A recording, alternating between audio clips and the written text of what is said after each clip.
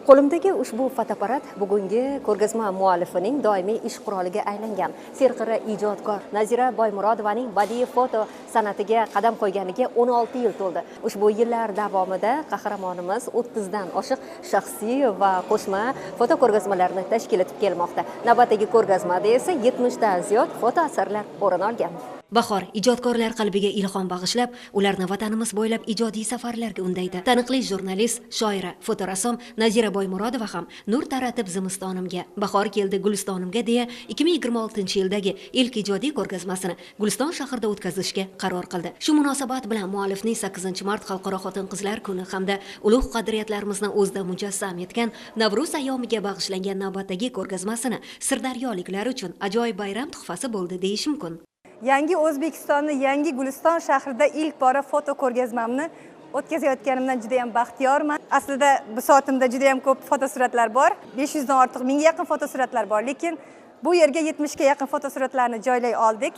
Shu sababli millatlararo bag'rikenglik, ayollarimizni go'zal portretlari, kitobxon yoshlarimiz, onaxonlar, baxtli bolalik, hammasi mana shu markazga juda ham yarashib turibdi.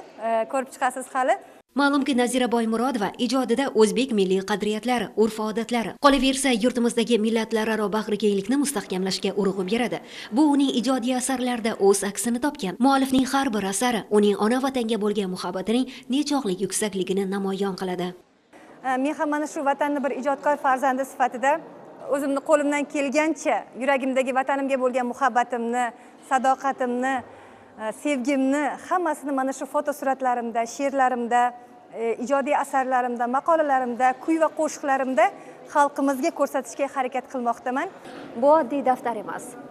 Bu daftarda ishtirokchilar ko'rgazma haqidagi fikr-mulohazalarini aks ettirishadi va biz ham shu o'rinda Sirdaryo teleradio kanali ijodkorlari o'z fikr-mulohazalarimizni mazkur daftarga qayd etamiz. Ochilish marosimida so'zga chiqqanlar ushbu ko'rgazma muallifi bu gal ham o'z asarlari bilan tomoshabinlarga cheksiz zavq ulashishi va xalqimizni fotografiya san'ati mo'jizalari bilan tanishtirishda muhim ahamiyat kasb etishini alohida ta'kidladi. Nazira Boymurodova rang-barang fotosuratlarda sujet va kompozitsiya uyg'unligiga alohida e'tibor beradi.